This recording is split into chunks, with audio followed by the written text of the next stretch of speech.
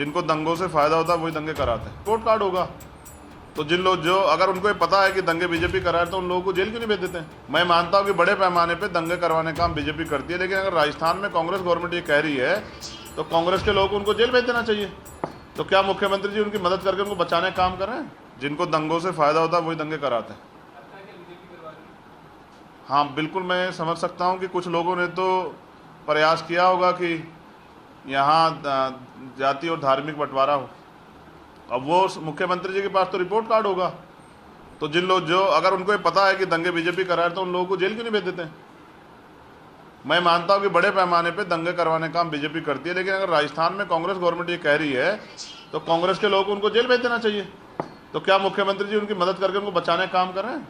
मैं आपको एक जानकारी के लिए बताता हूँ, जब हमारा आंदोलन था पाली में न्याय के लिए, उस दिन वहाँ के डीएम ने धारा 144 लगा के मुझे वहाँ आने से रोका, लेकिन उसी दिन आरएसएस का पथ संचलन भी था और उसको अलाउ किया गया। इससे स्पष्ट होता है कि मिली भगत से काम चल रहा है।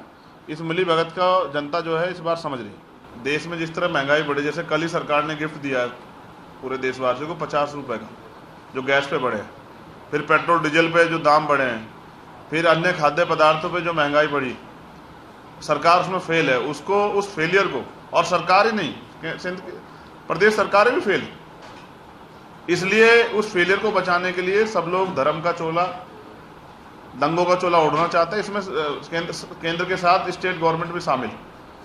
तो ये मुद्दे, अच्छा सबसे बड़ा मुद्दा है देश में बेरोजगारी का, उस पर कोई चर्चा नहीं करना चाहता।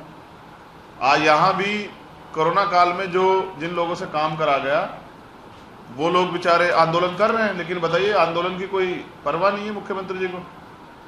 तो मैं समझता हूँ कि वर्तमान के मुख्यमंत्री को तो राजस्थान की परवाह नहीं है, तो युवाओं की क्या परवाह होगी।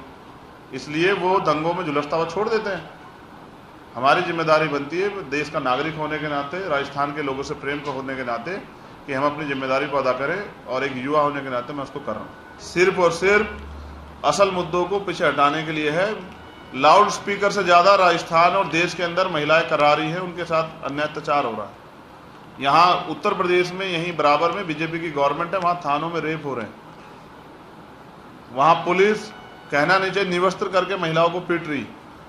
वहाँ पुलिस घर में घुस के बहन निशा यादव का कत्ल कर देती है। तो आप ये समझिए कि वहाँ लाउड स्पीकर की आवाज़ के सामने में बहनों की चीखें दब जा रही है। हमारा प्रयास है कि गवर्नमेंट अपनी जिम्मेदारी ना भूले, हम उसको अदा करना चाहते हैं। क्योंकि मैं लगातार राजस्थान में सक्रिय हूँ और राजस्थान में जो शोषित वंचित वर्ग के लोग हैं, पुरानी सरकारों के शासनकाल से बड़े दुखी हैं, दुविधा में हैं। कभी वो बीजेपी को हराने के लिए कांग्रेस को वोट करते हैं, कभी कांग्रेस को हराने के लिए बीजेपी को वोट करते हैं, और दोनों बार ठगे जाते हैं। हाल ही के दिनों में मैं ज़्यादा सक्रिय इसलिए रहा क्योंकि पाली में, चूरू में, जोधपुर में, जयपुर में लगातार घटनाएं हुई, और इस सक्रियता के बाद 2-3 बार की सरकार से वार्ता भी हुई, यहाँ के संगठनों की टीम की, लेकिन कुछ हल नहीं निकला। तो कुछ जिम्मेदारी की चीज़ें जो मुझे ऐसा लगता है कि मीडिया के जरिए सरकार तक जानी चाहिए।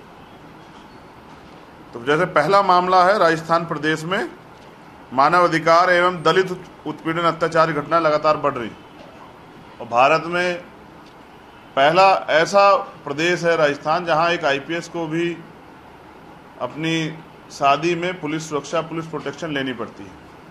ये बड़ा शर्मनाक है।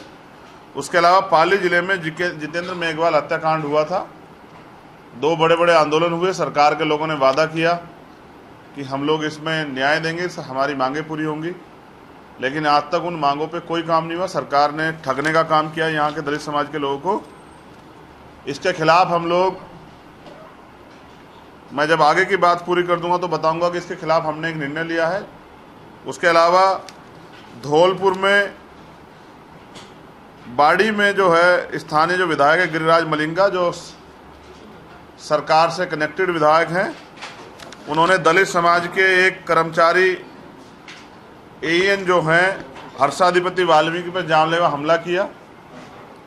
वो दलित समाज से तो हैं ही, लेकिन वो एक अधिकारी कर्मचारी सरकार का हिस्सा भी। ये विधायक जी ने पूरी सरकार के मुंह पे तमाचा मारा। एक अधिकारी को पीटना यानी कि सरकार के बारे में सोचना चाहिए। दूसरा, दौसा जिले में हमारे संगठन के पदाधिकारियों पे जानलेवा हमला हुआ, और जैसा मैंने पहले आपसे कहा कि जो सरकार अपने अधिकारी कर्मचारी को सुरक्षा नहीं दे पा रही है, वो अन्य को क्या दे पाएगी, उसमें भी अभी कोई कार्रवाई नहीं हुई है। मैं कार्रवाई की मांग करता हूं। तीसरा, कांग्रेस के वर्तमान शासनकाल में एक तरफ तो विभिन्न प्रतियोगी परीक्षाओं में भयानक धांधली चल रही है, इसके कई पैमाने यहाँ के मीडिया ने उजागर भी किए हैं। कोई ऐसी परीक्षा नहीं इसमें धांधली ना चल रही हो। वहीं कमजोर वर्ग के आरक्षण पे भी कुठाराघात किया जा रहा है। और एक अभी बीडीओ की भर्ती हुई है 2021 में, प्री रिजल्ट आया है। भारतीय संविधान में जो आरक्षण नियमावली है उसको पूर्ण रूप से उसमें खारिज किया गया है।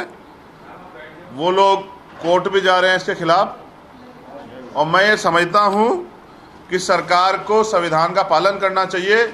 ये सरकार दूसरी पार्टियों को, विपक्षी पार्टियों को कोसती रहती है, लेकिन अपने आप तो कानून का पालन, संविधान का पालन नहीं करती है।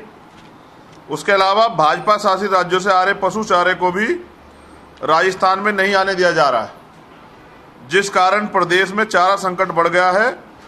और पशुपालक, जिनकी वजह से हमारे घरों तक दूध पहुंचता है, जो एक बड़ा समाज है, किसान, कमेरा, मजदूर वर्ग जो है, उनको बड़ी दिक्कत हो रही है। लेकिन प्रदेश की कांग्रेस सरकार हाथ पे हाथ धरे बैठी है। उनको ना कमेरों की चिंता, ना नौजवानों की चिंता, ना बेरोजगारों की चिंता, और ना ही पशुपालकों की चिंता। अगर सरकार चिंता करती तो वो लोग बेबस ना होते, और सरकार इस पर ध्यान भी नहीं दे रही है। तो सरकार को जगाने के लिए आज मैं मीडिया के माध्यम से अपनी बात रख रहा हूँ।